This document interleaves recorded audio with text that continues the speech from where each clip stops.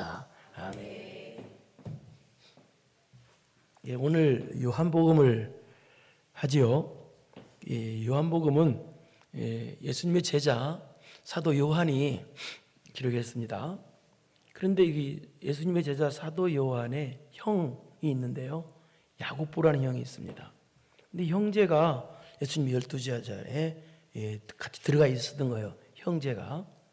그런데 이 사도 요한과 또 형 야고보 두 명의 제자인데는 예수님 만나기 전에 성격이 아주 굉장히 과격했어요. 과격히 급하고 그런 사람이었어요. 얼마나 급했는지 한번 보겠습니다. 마가복음 2장 3장 17절 한번 보겠습니다. 시작.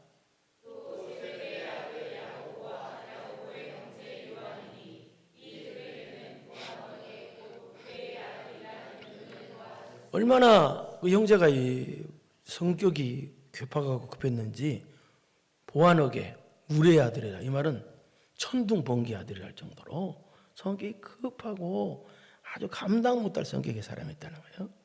그런데 그렇게 성격이 과격하고 급했던 이 요한과 야고보가 예수님께 부름받고 형제가 둘이 제자가 되고 난 뒤에 변화를 받아서 어떻게 되었느냐.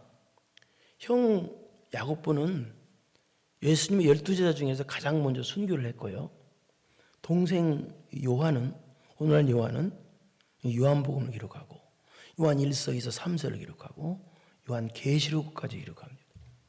그 정도로 놀랍게 쓰임을 받아요.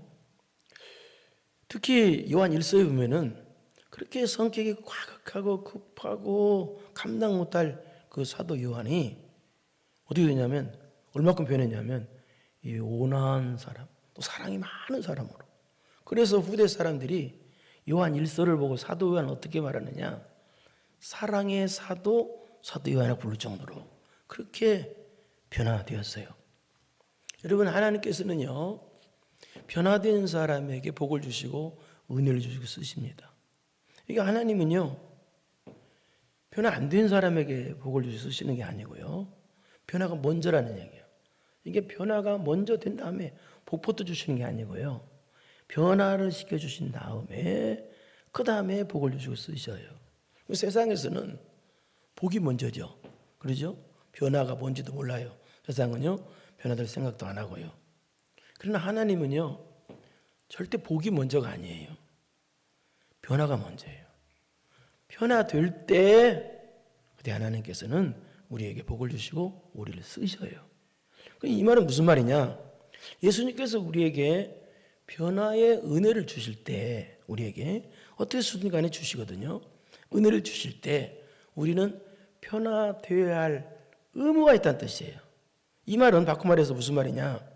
예수님께서 우리에게 변화의 은혜를 주실 때 우리는 내가 능동적으로 변화되는 노력이 있어야 되고, 내게서 변화되려고 하는 의지와 신앙의 결단이 있어야 된다는 뜻이에요. 내가 하나님 변화시켜주는데 나는 가만히 있고 그러면 안 된다는 뜻이에요, 이게. 그런데 이 요한복음은, 이 사도 요한이 요한복음을 왜 기록했느냐, 기록한 목적이 있어요. 왜 기록했느냐, 우리 요한복음 20장 31절을 보겠습니다. 시작.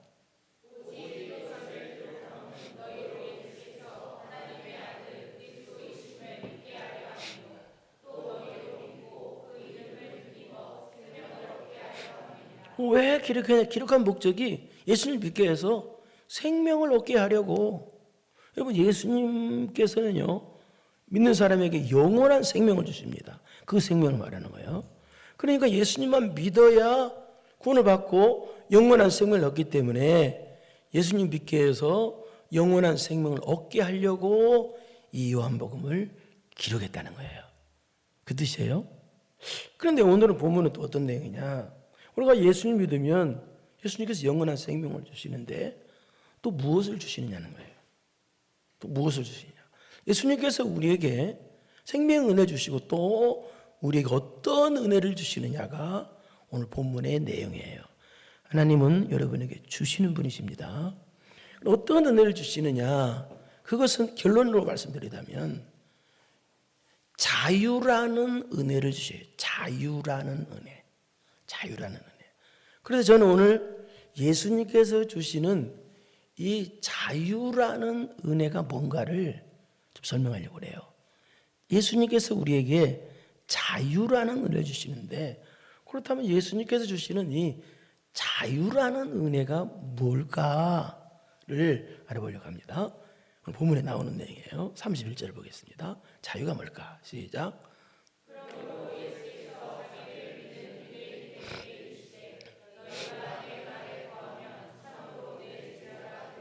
여기 그러므로 예수께서 자기를 믿은 유대인들에게 이르시되, 여기 자기를 믿은 유대인들에게라는 뜻은 무슨 뜻이냐? 유대인들이라는 뜻은 예수님을 믿긴 믿는데 예수님께서 주시는 은혜를 받지 못하는 자를 뜻해요.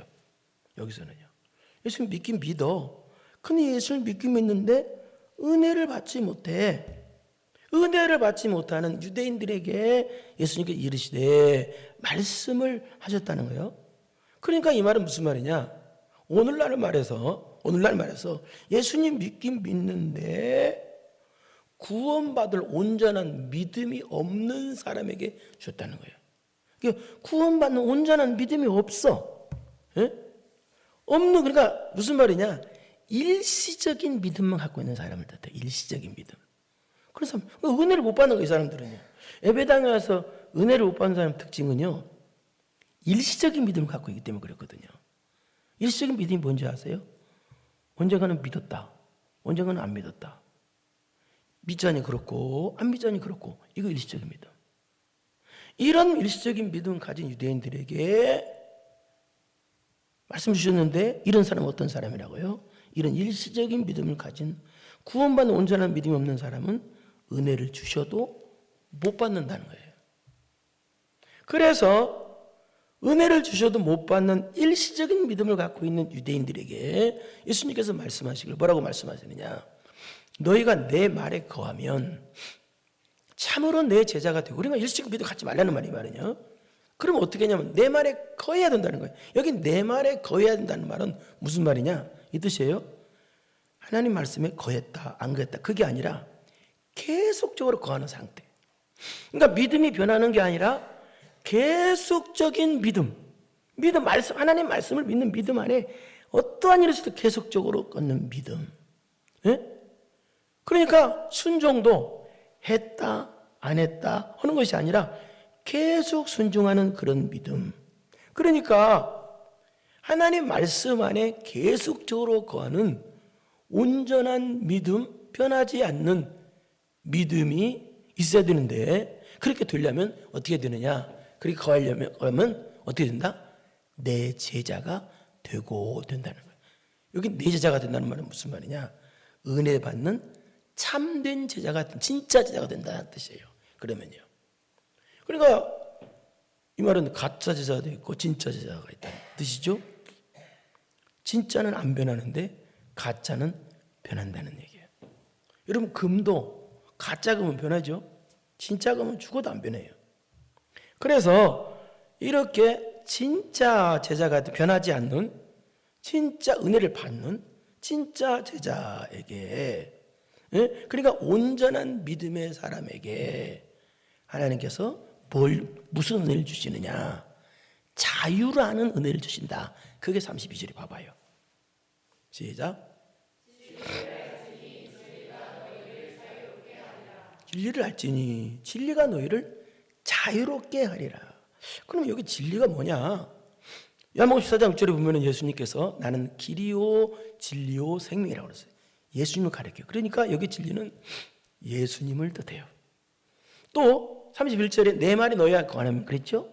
또 진리는, 두 번째 진리는 뭐냐면 예수님께서 하신 말씀 전부가 다 진리예요. 그러니까 이 진리가 뭐라고요? 예수님이 진리고 예수님께서 하신 말씀이 진리예요. 사람이 말은 진리가 없어요. 하나님의 말씀만이 진리예요. 그래서 자유를, 우리가 하나님께서 주시는 이 자유를 얻으려면, 여기 보니까 자유를 얻으려면 자유롭게 하리라. 그럼 자유를 얻으려면 어떻게 되느냐? 바로 여기 진리를 알고 진리가 자유케 한다니까 진리를 모셔야 된다는 뜻이에요. 진리를 알고 진리를 모셔드려야 돼. 그렇다면 진리이신 예수님을 알아야 되겠죠? 진리의 말씀을 알아야 되겠죠? 진리이신 예수님을 모셔야 되고 진리의 말씀을 모셔야 되겠죠? 이게 또 무슨 말이냐? 제가 설명하겠습니다. 마태복음 11장 28절 한번 보겠어요. 시작.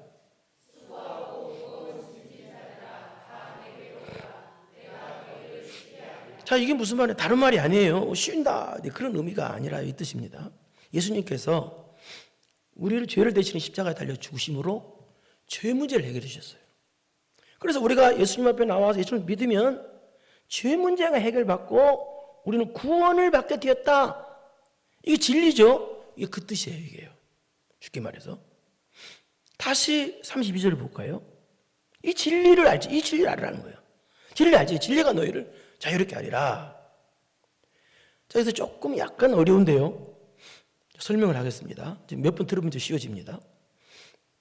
진리가 자유케 해, 너희를. 그럼 여기 자유케 한다는 말은 무슨 말이냐? 진리니까. 여러분, 예수님이 십자가를 안 지셨으면 우리는 어떻게 해야 돼요? 율법을 행함으로 구원을 받아야 돼요. 십자가 안 지셨으면요. 구약도 율법을 행함으로 구원받는 게 아니고 신약도 율법을 행함으로 구원받는 게 아니에요. 구약은 오실 예수님을 믿는 믿음으로 구원받고 신약은 오신 예수님을 믿는 믿음으로 구원을 받아요. 신약이나 구원이나 율법을 행함으로 구원받지 않아요. 그러나 예수님이 만약에 안 오셨으면 율법 행함으로 행해야 돼요. 온전하게 다. 그러니까 예수님께서 오심으로 율법을 행함으로 구원받는 게 아니라 은혜로 믿음으로 구원받았다. 그래서 무슨 자유를 줬다? 율법의 종으로부터 자유를 줬다는 뜻이에요. 이 자유는요. 두 번째는 예수님께서 십자가 지심으로 우리 어떻게 됐어요? 지옥에 안 가게 됐어요. 지옥에 안 가게 됐다고. 그래서 무슨 자유를 줬어요? 사망으로부터 자유. 두 번째. 그 다음에 세 번째는 예수님께서 십자가 지심으로 죄의 문제를 해결해 줬기 때문에 이제는 왜요? 죄의 종으로, 육체의 종으로 살지 않아요. 그 세 번째는 무슨 자유? 죄의 종으로부터 자유를 주셨어요. 제가 자유를 주셨어요. 그러니까 무슨 말이 이 말은? 쉽게 말해서 이제 진리이신 예수님을 내 안에 모시고 진리의 말씀을 내 안에 모시면, 그래서 온전한 믿음의 사람이 되면 예수님께서 뭘 선물로 주세요? 우리에게 사망으로부터 자유, 죄의 종으로부터 자유. 이 말이 너무 중요하니까요, 다시 한번 설명해 드립니다. 꼭 알아야 되니까요. 진리이신 예수님을 우리가 모시면 예수님께서 우리에게 뭘 주셨느냐? 첫째 뭐예요? 율법을 행함으로 구원받는 것이 아니라 이제는 어디요? 은혜로 믿음으로 구원받아요. 그래서 어떤 자유? 율법으로부터 자유. 이게 자유라는 뜻이에요. 두 번째는 뭐예요? 우리가 죄 문제를 예수님께서 해결해 주셨기 때문에 이제 우리가 죄 때문에 지옥 가지 않아요. 그래서 이게 무슨 자유? 사망으로부터 자유. 그 다음에 또 이제는 우리가 이제 죄에 얽매여서, 육체에 얽매여서 죄의 종으로, 육체의 종으로 살지 않아요. 죄의 종으로부터 자유. 이걸 얻게 됐다, 그 말입니다. 그런데 이 말을 진리가 너희를 자유케 하리라 그러니까 여기 유대인들도 우리하고 좀 우리랑 똑같지만 웃기는 말로 못 알아들었어요. 못 알아들었으면 어떻게 해야 돼요? 좀 깨닫게 해주세요. 자유가 뭔가 좀 깨닫게 해주세요. 그렇게 해야 될 텐데 따지고 대들어요. 그게 대드는 내용이 그 다음 절에 33절로 와봐요. 못된 사람들이죠. 그래서 일시적인 믿음인 거예요. 지성질대로 사니까. 봐봐요. 시작.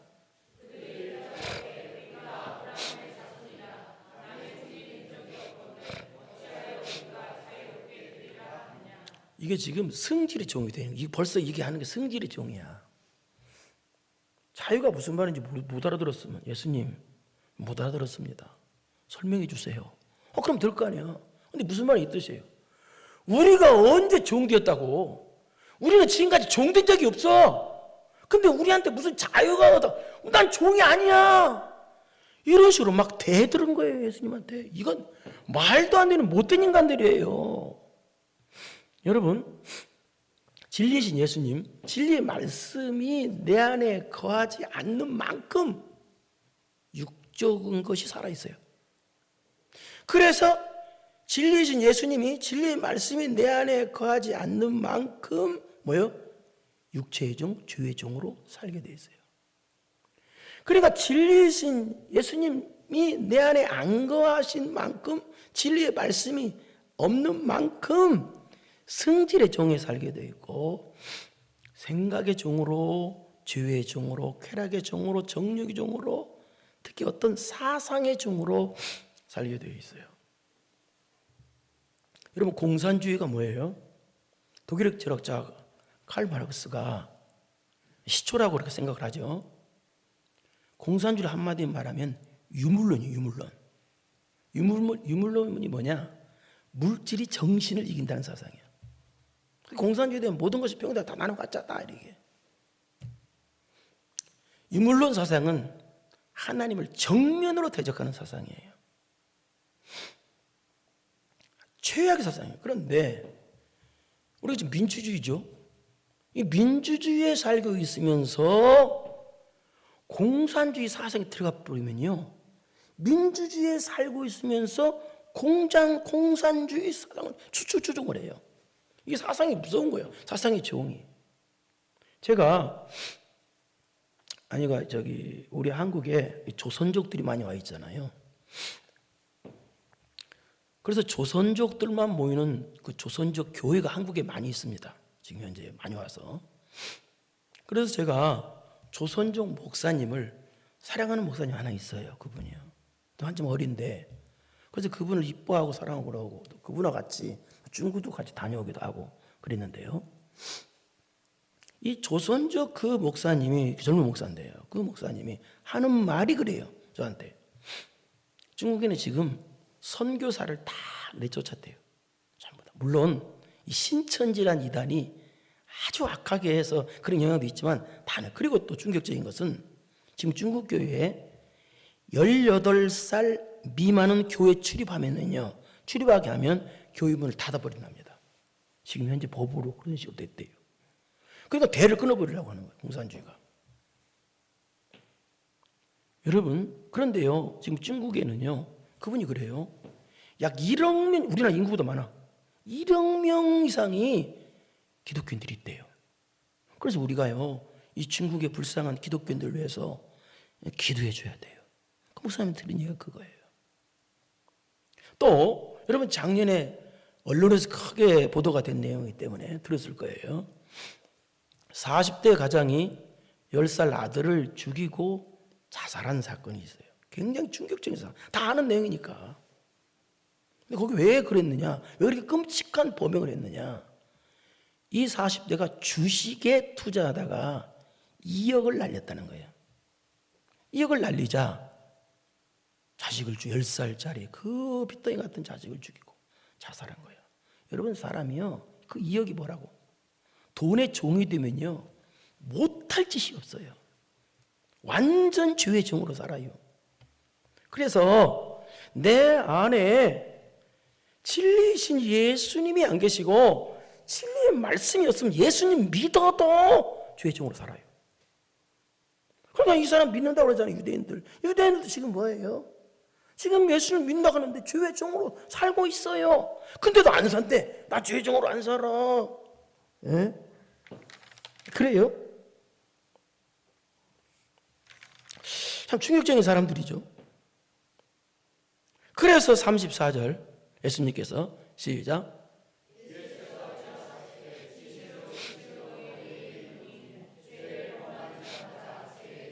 이게 무슨 말인지 아세요? 너희들 지금 죄의 종으로 살고 있잖아, 그 뜻이에요. 너 지금 죄의 종으로 살고 있잖아. 죄의 종. 다른 종이 아니라 죄의 종. 예? 이 말은, 여기 죄의 종이라는 말은 우리가 죄를 한 가지라도 지면은요, 죄가 나를 얽매여서 죄의 종으로 살게 되었다는 뜻이에요. 우리가 죄의 종에서 해방받는 길은 두 번째 뜻은요, 예수를 믿어 십자가에서 용서함 받는 길일 뿐이었다는 뜻이에요. 그런데 이렇게 죄 용서 받은 우리들이, 이렇게 자유함 받, 죄에서 해방받아 자유함 받은 우리들이 또 죄를 지으면 큰일 나죠. 다시 죄를 지으면 죄의 종이 되는 거예요. 그럼 죄에 얽매여서 결과는 영어대로 망하게 되는 거예요, 죄가요. 우리 야고보서 1장 15절을 보겠습니다. 시작.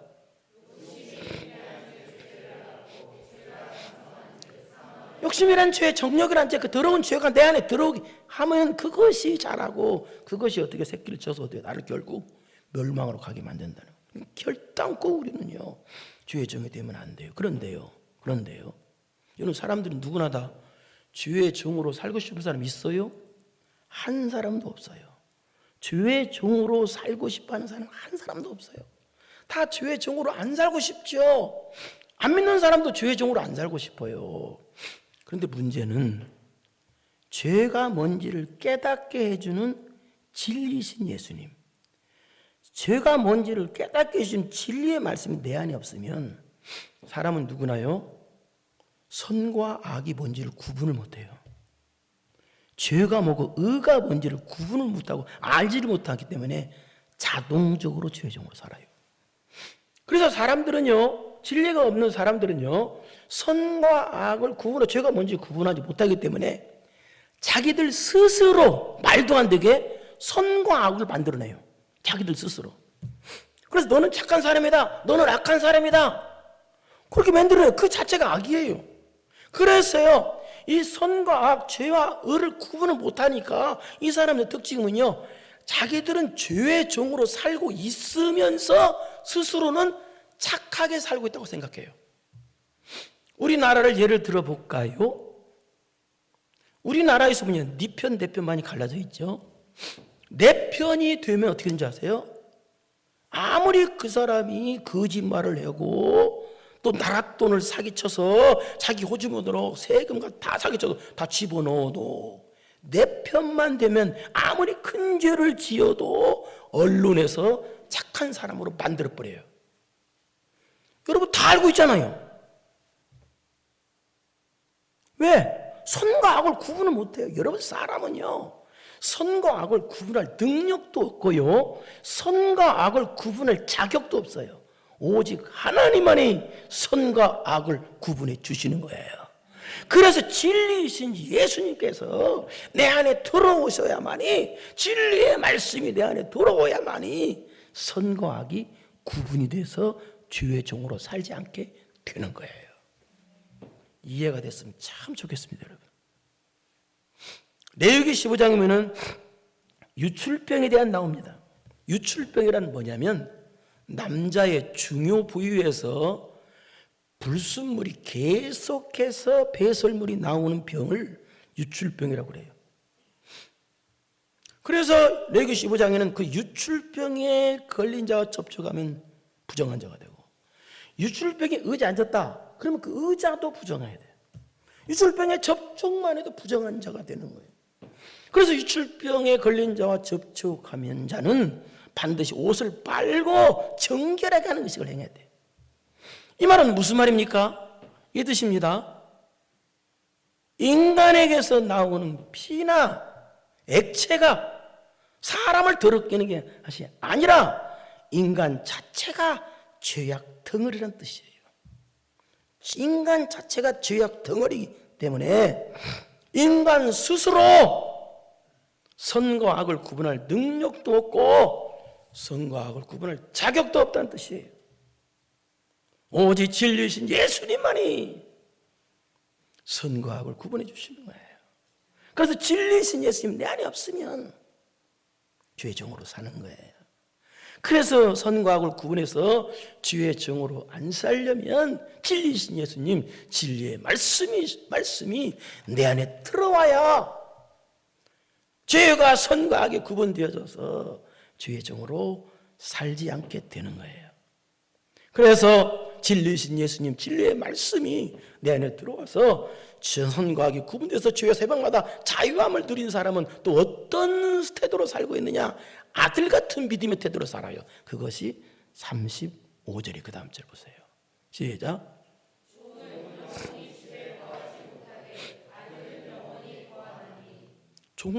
집에 큰 집, 부잣집이 있는데 종과 아들이 있어요. 이 말은 그 뜻이에요. 있는데 아들은 돈 떨어져도 걱정을 안 해요. 염려 안 해. 왜? 아버지 것이 내 거니까. 아버지가 돈 떨어지면 주실 줄 믿으니까 뭔가 염려, 돈에 매여 살고 어떤 생각에 염려에 매여 살지 않아요. 근데 종은요, 걱정에 돈에 매여서. 왜?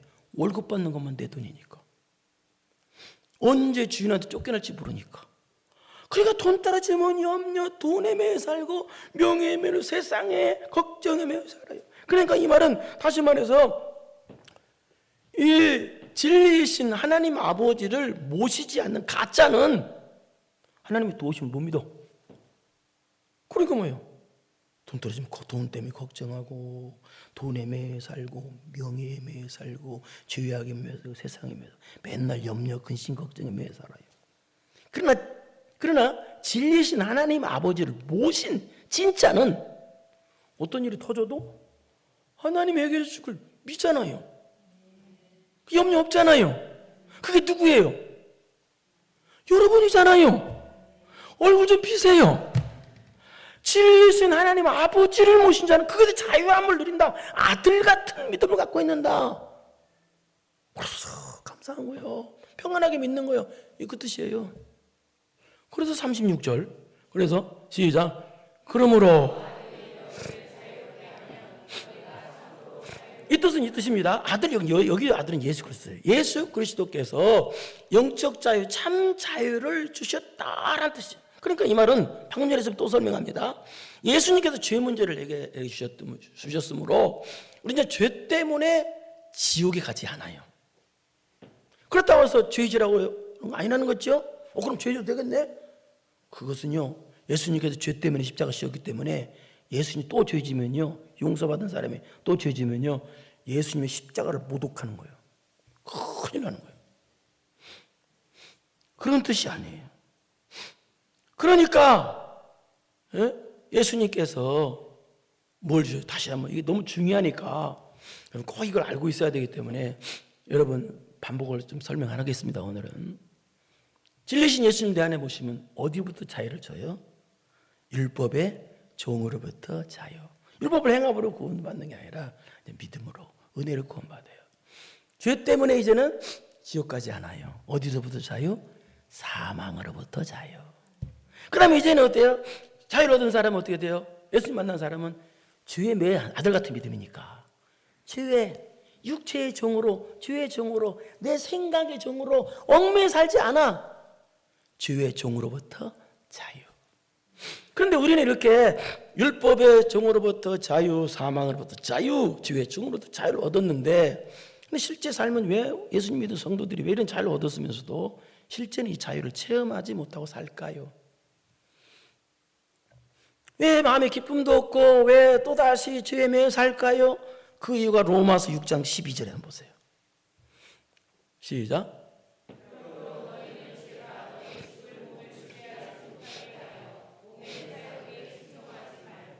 우리가 왜 죄에 매여 사냐, 종으로 사냐, 그 이유가 이 몸은 어떤 몸이다? 죽을 몸이야, 죽을 몸. 예? 죽을 몸인데 죽을 몸이 나를 지배하면 되겠어요? 이 죽을 몸의 사욕에, 몸의 이 생각, 이 사욕에 순종하면 안 돼. 근데 순종하니까. 그래서 육체의 종으로 산다는 거예요. 여러분, 우리가 순종은요, 오직 하나님 말씀에 순종하는 것입니다.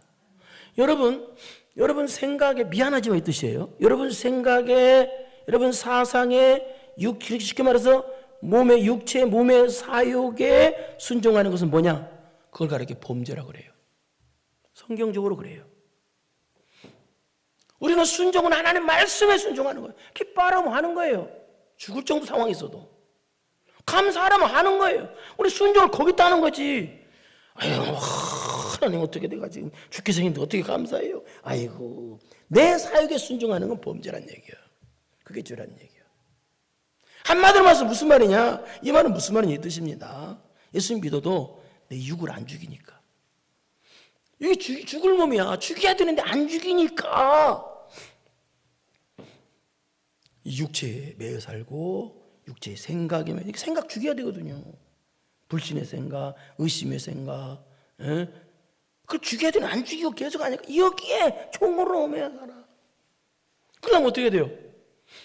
죄의 종으로 살게 만드는 이 육을 죽여야 되는데, 그런데 여러분, 육이 죽어요, 안 죽어요?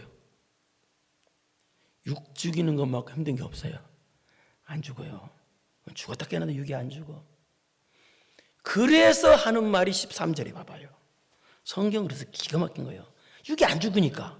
그럼 어떻게 하냐? 죄정으로 안 죽는데 계속 육이 살아있으면, 죄정으로 사는데, 육의정 죄 사는데, 그러면 죄정으로 안 살아야 되는데, 어떻게 방법이 없어요? 안 죽는데 육이. 그래서 13절이에요. 한번 읽어봐요. 시작.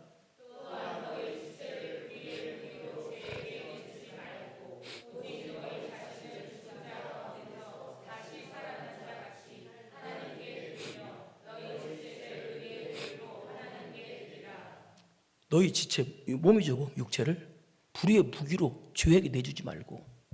이게 육체가 살아있으면요, 죄 종으로 할 수밖에 없어요. 그런데 이 육체는 안 죽는단 말이에요. 그래서 안 죽으니까 어떻게 되느냐? 안 죽으니까 방법은 한 가지뿐입니다. 오직. 오직이 무슨 뜻이에요? 이 방법은 없다는 거예요. 오직 너희 자신을 죽은 자 가운데 다시 살리신 하나님께 뭐하라? 드리며, 또 너희 지체를 의의 무기로 어떻게 되라? 하나님께 드리라. 드리며 드리라. 여기 드리라는 뜻은 현재 능동태 명령법이에요. 이 말은 이 육체가 안 죽으니까 죄적으로 안 살려면 이 육체를 어떻게 하라?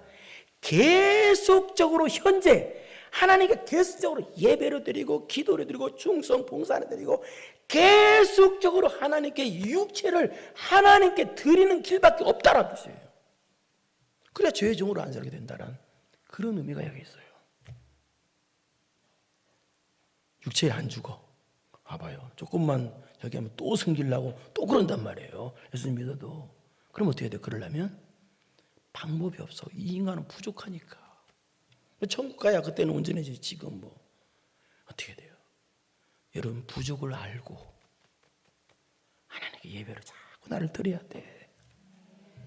자꾸 그래서 쉬지 말고 기도하라고 그런 거예요. 그래서 범사에 감사하라고 그런 거예요. 예? 그래서 항상 기뻐하라고 한 거예요. 안 되니까. 예? 그래서 자꾸 기도하는 거예요. 예? 주여, 저 뭔가 알아듣는지 못 알아듣는지 잘 모르겠습니다만, 주여. 예? 그래야 이게 죄적으로 안 살게 된다. 그 방법밖에 없다는 거예요. 내 부족을 알기를 바랍니다. 예? 목사도 별 수 없어요, 여러분. 제가 기도 안 하면요, 저도 마귀 새끼 돼요. 저도 그래요. 그래서 쉬지 말고 하는 거예요. 답이 없어요. 목사라고 그래서 뭐 선한 줄 아세요? 진짜로 그걸 가르쳐 천만의 말씀 만만의 콩떡이라고 하는 거예요. 말도 안 되는 소리인 거예요. 그래서 죽으라고 하는 거예요. 죄정 안 되기 위해서. 그 방법이 없다가 이겁니다. 기가 막힌 말씀입니다. 사랑하는 성도 여러분, 예수님께서는 우리를 위해서 십자가 달려 죽으심으로 율법의 종으로부터 자유, 예? 죄 때문에 지옥 안 가? 사망으로부터 자유. 발음이 싹 꼬이네요. 그 다음에 죄의 종으로부터 자유를 주셨어요. 그런데 또다시 우리가 죄의 종으로 육체의 종으로 살면 안 돼요. 사는 이유가 예수님께서 육체가 살아있어. 아직도 성질이 살아있고 생각이 살아있고 다 죽어도 안 죽어져 잘 그게. 예? 그렇기 때문에 방법은 하나. 자꾸 예배로 나를 드리라는 거예요. 여러분 이 시간만큼 죄 안 지잖아. 이 시간만큼 잡생각이 없잖아. 지금 이 시간만큼. 그렇죠? 딴 생각이에요? 아니잖아요. 이렇게 하는 수밖에 없다. 예? 그래서 여러분 자꾸 예배를 드리고 기도를 드려서 죄의 종으로 살지 말고 세상을 이기고 나를 이기고 마귀를 이겨서 승리하는 삶을 살아서 우리 주님 모시는 날 영광이 멸류관 주인공 되기를 축원합니다. 걸어가시고 내려오신 아버지 하나님 감사합니다. 자유를 십자가라고 자유를 주셨는데 자유를 짓밟는 삶을 사는 것은 내가 죄의 종으로 다시 사는 겁니다. 그렇기 때문에 죄의 종으로 다시 살기 위해서는 어쩔 수 없습니다.